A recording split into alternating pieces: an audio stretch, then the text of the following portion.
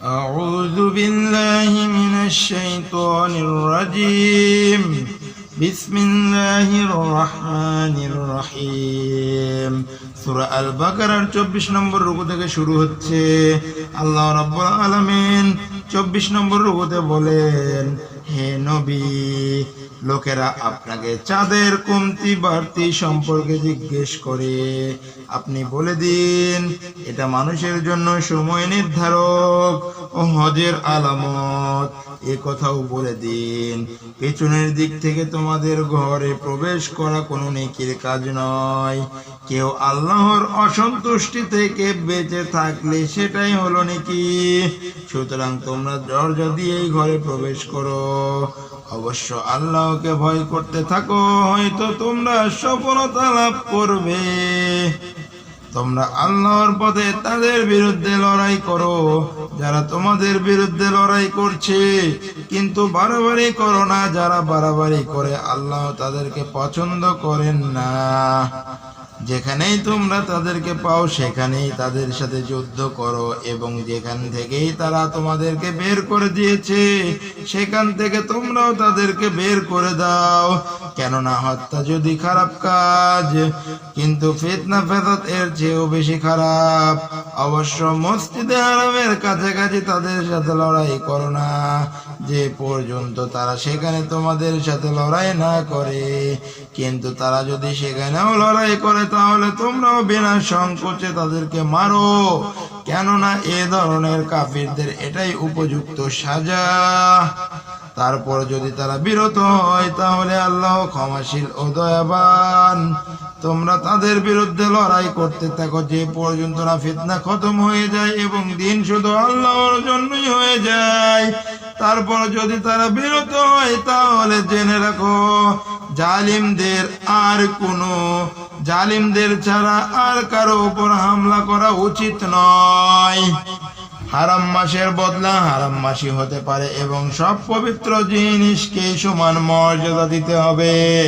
কাজে যে কেউ তোমাদের উপর আক্রমণ করে তোমরাও তেমনই ভাবে তাদের উপর হামলা করো। অবশ্য আল্লাহকে ভয় করতে থাকো। জেনে রাখো, আল্লাহ তাদের সাথে আছেন যারা সীমা লঙ্ঘন করা থেকে বিরত থাকে। আল্লাহর পথে খরচ করো এবং আপন হাতে নিজেদেরকে ধ্বংসের দিকে ঠেলে দিও না। ইহসানের পথে চলো, কেননা আল্লাহ মুহসিনদেরকে পছন্দ করেন। আল্লাহর পথে খরচ করো এবং আপন হাতে নিজেদেরকে ধ্বংসের দিকে ঠেলে দিও না। ইহসানের পথে চলো, কেননা আল্লাহ মুহসিনদেরকে ভালোবাসেন। আল্লাহকে খুশি করার জন্য যখন তোমরা হজ করো এবং উমরার নিয়ত করো তখন তা পুরা করো। কিন্তু যদি কোথাও তোমরা ঘেরাও হয়ে পড়ো তাহলে যে কুরবানি জোগাড় হয় তাই আল্লাহর খিদমতে পেশ করে দাও, এবং কুরবানি নির্দিষ্ট জায়গায় না পৌঁছা পর্যন্ত মাথা কামাবে না। কিন্তু অসুস্থ বা মাথায় কোনো অসুখ থাকার কারণে যে ব্যক্তি তার মাথার চুল কেটে ফেলেছে তার উচিত সে যেন ফিদিয়া হিসেবে রোজা রাখে বা সদকা দেয় অথবা কুরবানি করে। এরপর যদি নিরাপদ অবস্থা ফিরে আসে আর তোমরা হজের আগে মক্কা শরীফ পৌঁছে যাও তাহলে তোমাদের মধ্যে যে হজের সময় আসা পর্যন্ত উমরা করার ফায়দা নেই সে যেন সাধ্য মতো কুরবানি দেয়। আর যদি কুরবানি দেয়া সম্ভব না হয় তাহলে সে যেন হজের সময় 3টি রোজা এবং বাড়িতে গিয়ে 7টি রোজা রাখে। এভাবে যেন সে 10টি রোজা পুরা করে। এই সুবিধাটুকু তাদের জন্য যাদের ঘরবাড়ি মসজিদে হারামের কাছে নয়। আল্লাহর এইসব হুকুম অমান্য করা থেকে বেঁচে থাকো এবং ভালো করে জেনে রাখো আল্লাহ শাস্তি দানে কঠোর। 24 নম্বর রুকু শেষ হলো, 25 নম্বর রুকু শুরু হচ্ছে। আল্লাহ রাব্বুল আলামিন বলেন, হজ্জের মাসগুলো সবারই জানা। যে ব্যক্তি ওই নির্দিষ্ট মাসগুলোর মধ্যে হজের নিয়ত করে তার সাবধান হওয়া উচিত। যেন হজের সময় তার দ্বারা কোনো যৌন মিলনের কাজ, কোনো খারাপ কাজ, কোনো লড়াই ঝগড়া না হয়। আর যে নেক কাজ তোমরা করবে তা আল্লাহর জানা থাকবে। হজের সফরের জন্য সাথে পাথেও নিয়ে যেও, আর পরহেজগারি সবচেয়ে ভালো পাথেও। কাজেই হে সচেতন লোকেরা, তোমরা নাফরমানি করা থেকে বেঁচে থাকো। যদি হজ করার সাথে সাথে তোমাদের রবের অনুগ্রহ তালাশ করতে থাকো তাহলে তাতে কোনো দোষ নেই। তারপর যখন তোমরা আরাফাতের ময়দান থেকে রওনা হও তখন মাশআরে হারামের অর্থাৎ মুজদালিফার পাশে থেকে আল্লাহর জিকির করো এবং ওই নিয়মে জিকির করো যার হেদায়েত তিনি তোমাদেরকে দিয়েছেন। তা না হলে তোমরা এর আগে পথহারাদের মধ্যে শামিল হয়ে যাবে। অতঃপর যেখান থেকে সব লোকেরা ফিরে আসে তোমরাও সেখান থেকে ফিরে আসো এবং আল্লাহর কাছে মাফ চাও। অবশ্যই আল্লাহ ক্ষমাশীল ও দয়ালু। অতঃপর যখন তোমরা হজের সব রুকন আদায় করে ফেলবে তখন তোমরা আগে যেভাবে তোমাদের বাপ দাদাদের কথা চর্চা করতে তেমনি ভাবে এখন আল্লাহর জিকির করো এবং এর চেয়ে বেশি করে জিকির করো। অবশ্য যারা আল্লাহর জিকির করে তারা সবাই একরকম নয়। মানুষের মধ্যে কেউ কেউ এমন আছে যারা বলে, হে আমাদের রব, আমাদেরকে দুনিয়াতেই সবকিছু দিয়ে দাও। এ জাতীয় লোকের জন্য আখিরাতে কোনো হিস্সা নেই। আর তাদের মধ্যে কেউ বলে, হে আমাদের রব, আমাদেরকে দুনিয়াতেও মঙ্গল দান করো, আখিরাতেও মঙ্গল দান করো এবং আমাদেরকে আগুনের আযাব থেকে রক্ষা করো। এ জাতীয় লোকেরা নিজেদের কাজ অনুযায়ী দু জায়গাতেই হিস্সা পাবে। আর হিসাব নিকাশ করতে আল্লাহর মোটেই দেরি হয় না। এই কয়টি নির্দিষ্ট দিন আল্লাহর জিকিরে তোমাদের কাটিয়ে দেওয়া উচিত। যে কেউ তাড়াতাড়ি করতে গিয়ে দুদিনেই ফিরে আসে তাতে কোনো দোষ নেই, আর আরো কিছু দেরি করে ফিরে আসে তাতেও কোনো দোষ নেই। অবশ্য শর্ত এটাই যে এ কটি দিন সে তাকওয়ার সাথে কাটিয়েছে কিনা। আল্লাহর নাফরমানি থেকে বেঁচে থাকো এবং জেনে রাখো একদিন তার দরবারে তোমাদের হাজির হতে হবে। মানুষের মধ্যে কেউ এমন আসে যার কথা দুনিয়ার জীবনে তোমাদের কাছে খুব ভালো লাগে এবং তার নেক নিয়ত সম্পর্কে সে বারবার আল্লাহকে সাক্ষী বানায়, কিন্তু আসলে সে সত্যের সবচেয়ে বড় দুশমন। যখন সে ক্ষমতা লাভ করে তখন পৃথিবীতে তার সব চেষ্টা সাধনা এজন্য হয় যাতে সে সেখানে ফিতনা ফাসাদ ছড়ায় এবং ফসল নষ্ট করে এবং মানব বংশ ধ্বংস করে। অথচ আল্লাহ যাকে সে সাক্ষী বানিয়েছিল ফাসাদ মোটেই সে পছন্দ করেন না। আর যখন তাকে বলা হয় আল্লাহকে ভয় করো তখন তার নিজের মান রক্ষার চিন্তায় তাকে গুনাহের কাজে মজবুত করে রাখে। এ ধরনের লোকের জন্য দোজখই যথেষ্ট, আর দোজখ বড়ই খারাপ ঠিকানা। অপরদিকে মানুষের মধ্যে কেউ কেউ এমন আছে যে আল্লাহর সন্তুষ্টির জন্য নিজের জীবন দিয়ে দেয় এবং এমন বান্দাদের ওপর আল্লাহ বড়ই মেহেরবান। হে ওই সব লোক যারা ঈমান এনেছো, তোমরা পুরোপুরি ইসলামের মধ্যে দাখিল হও এবং শয়তানের পদাঙ্ক অনুসরণ করো না, কেননা সে তোমাদের প্রকাশ্য দুশমন।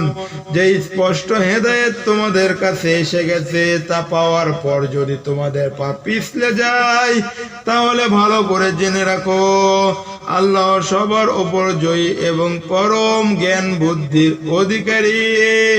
এইসব উপদেশ ও হেদায়েতের পরও যদি মানুষ ঠিক না হয় তাহলে তারা কি এখন এজন্য অপেক্ষা করছে যে আল্লাহ নিজে মেঘের ছায়ায় ফেরেশতাদের বাহিনীর সাথে নিয়ে তাদের সামনে হাজির হোক এবং সবকিছু শেষ ফয়সালা করেই দেওয়া হোক। শেষ পর্যন্ত সকল ব্যাপার তো আল্লাহর কাছেই পেশ হবে।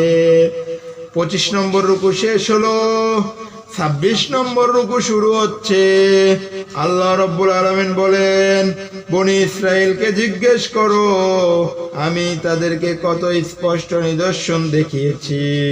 এ কথাও তাদেরকে জিজ্ঞেস করো যে আল্লাহর নিয়ামত লাভ করার পর যে জাতি তা বদলে দেয় আল্লাহ তাদেরকে কত কঠিন শাস্তি দেন। যেই সব লোক কুফরের পথ ধরেছে তাদের জন্য দুনিয়ার জীবন বড়ই প্রিয় ও পছন্দনীয় করে দেওয়া হয়েছে। যারা ইমানের পথে চলছে তাদেরকে এই সব লোক ইমানের পথে ঠাট্টা করে, কিন্তু কিয়ামতের দিন পরহেজগার লোকেরাই তাদের তুলনায় উচ্চ মর্যাদায় থাকবে। অবশ্য দুনিয়ার রিজিকের বেলায় আল্লাহ যাকে চান বেহিসাব দান করেন। পয়লা সব মানুষ একই তরিকায় চলতো, পরে এ অবস্থায় থাকেনি, বরং মতভেদ দেখা দিয়েছে। তখন আল্লাহ নবীগণকে পাঠালেন যারা সুপথের জন্য সংবাদদাতা এবং কুপথের পরিণাম সম্পর্কে সাবধানকারী ছিলেন, আর তাদের সাথে সত্য সহ কিতাব নাজিল করেছিলেন যাতে সত্য সম্পর্কে মানুষের মধ্যে যে মতবিরোধ দেখা দিয়েছিল সে ব্যাপারে ফয়সালা করে দেন। এই মতবিরোধ এজন্য হয়নি যে প্রথম যুগে মানুষকে সত্য সম্বন্ধে জানানোই হয়নি, বরং তারাই মতবিরোধ করছে যাদেরকে হকের ইলম দেওয়া হয়েছিল। তারা স্পষ্ট হেদায়েত পাওয়ার পর শুধু এজন্য হককে বাদ দিয়ে বিভিন্ন পথ বের করে নিয়েছে যে তারা একে অপরের প্রতি বাড়াবাড়ি করতে চেয়েছিল। তাই যারা নবীদের উপর ঈমান এনেছে আল্লাহ তাদেরকে নিজেদের অনুমতিতে ওই সত্য পথ দেখিয়েছেন যার সম্বন্ধে লোকেরা মতবিরোধ করছিল। আল্লাহ যাকে চান তাকেই সঠিক পথ দেখান। তোমরা কি একথা মনে করেছো যে এমনিতে তোমরা বেহেশতে ঢুকে যেতে পারবে, অথচ এখনো তোমাদের উপর ওই সব অবস্থা আসেনি যা তোমাদের আগে যারা এসেছিল ঈমান এনেছিল তাদের উপর এসেছিল। তাদের উপর দিয়ে কঠিন অবস্থা পার হয়ে গেছে, বিপদ আপদ এসেছে, তাদেরকে কাঁপিয়ে তুলেছে। এমনকি শেষ পর্যন্ত রাসূল নিজে এবং যারা তার সাথে ঈমান এনেছিল তারা চিৎকার করে বলে উঠেছেন যে আল্লাহর সাহায্য কখন আসবে। তখন তাদেরকে সান্ত্বনা দেয়া হয়েছে আল্লাহর সাহায্য নিকটে। লোকেরা আপনাকে জিজ্ঞেস করে আমরা কি খরচ করব, জবাব দিন যে মালে তোমরা খরচ করো নিজের পিতামাতার জন্য, আত্মীয় স্বজনের জন্য, ইয়াতিম মিসকিনের জন্য এবং মুসাফিরদের জন্য খরচ করো। আর তোমরা যে ভালো কাজই করবে আল্লাহ তা জানবেন। তোমাদেরকে যুদ্ধের হুকুম দেওয়া হয়েছে আর তা তোমাদের কাছে অপছন্দ হতে পারে। কোনো বিষয় তোমাদের কাছে অপছন্দ হলেই সেটাই তোমাদের জন্য ভালো, আর এও হতে পারে কোনো জিনিস তোমাদের কাছে পছন্দনীয় হলেও সেটাই তোমাদের জন্য মন্দ। আল্লাহ ভালো জানেন, তোমরা জানো না। 26 নম্বর রুকু শেষ হলো, 27 নম্বর রুকু শুরু হচ্ছে। আল্লাহ রাব্বুল আলামিন বলেন, লোকেরা আপনাকে জিজ্ঞেস করে হারাম মাসে যুদ্ধ করা কি, জবাবে বলুন এ সময় লড়াই করা বড়ই অন্যায়, কিন্তু মানুষকে আল্লাহর পথ থেকে ফিরিয়ে রাখা, আল্লাহকে অস্বীকার করা, আল্লাহওয়ালাদের জন্য মসজিদে হারামের পথ বন্ধ করা এবং হারামের অধিবাসীদেরকে সেখান থেকে বের করে দেয়া আল্লাহর নিকট এর চেয়েও বেশি অন্যায়। ফিতনা ফাসাদ যুদ্ধ থেকেও বেশি খারাপ। তারা তো তোমাদের বিরুদ্ধে লড়াই করতে থাকবে, এমনকি যদি তাদের সাধ্যে কুলায় তাহলে তারা তোমাদেরকে তোমাদের দিন থেকে ফিরিয়ে নিবে। এ কথা ভালো করে জেনে নাও যে তোমাদের মধ্যে যেই এই দিন থেকে ফিরে যাবে এবং কাফির অবস্থায় মারা যাবে, দুনিয়া ও আখিরাতে তাদের আমল নষ্ট হয়ে যাবে। এ ধরনের সব মানুষই দুজকের অধিবাসী এবং তারা সব সময় দুজকেই থাকবে।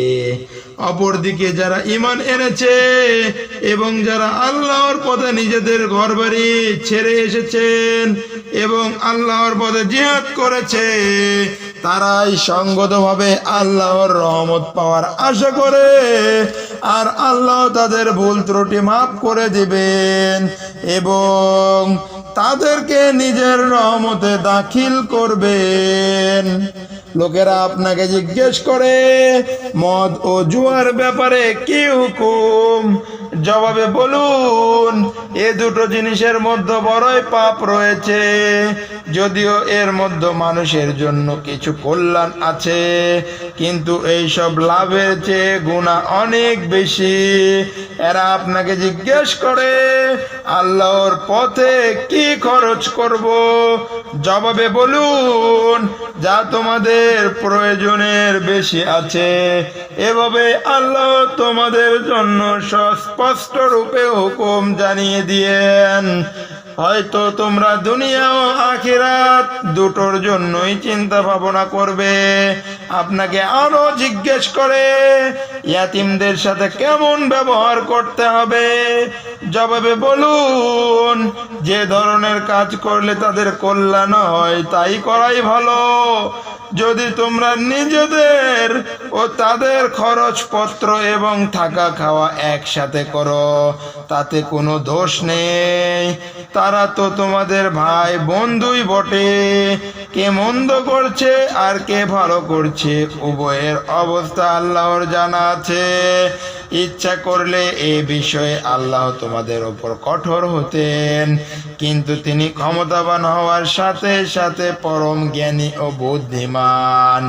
তোমরা মুশরিক মেয়েদেরকে কখনো বিয়ে করবে না যতক্ষণ পর্যন্ত না তারা ঈমান আনবে। কোন মুশরিক মহিলা তোমাদের যতই পছন্দ হোক এর চেয়ে একজন ঈমানদার দাসী বেশি ভালো। আর তোমাদের মেয়েদেরকে কখনো মুশরিক পুরুষদের সাথে বিয়ে দেবে না যতক্ষণ পর্যন্ত না তারা ঈমান আনবে। কোন মুশরিক লোক তোমাদের যতই পছন্দ হোক তার চেয়ে একজন ঈমানদার দাস অনেক বেশি ভালো। ওইসব লোক তোমাদেরকে দোজখের দিকে ডাকে, আর আল্লাহ নিজের অনুমতিতে তোমাদেরকে বেহেশত ও ক্ষমার দিকে ডাকেন এবং তিনি তার হুকুম স্পষ্টভাবে মানুষের কাছে প্রকাশ করেন। হয়তো তারা এ থেকে উপদেশ নিবে। 28 নম্বর রুকু শেষ হলো। সাদাকাল্লাহুল আযীম। আগামী পর্বে 29 নম্বর রুকু থেকে শুরু হবে। 27 নম্বর রুকু শেষ হলো। আগামী পর্বে 28 নম্বর রুকু থেকে শুরু হবে। সাদাকাল্লাহুল আযীম।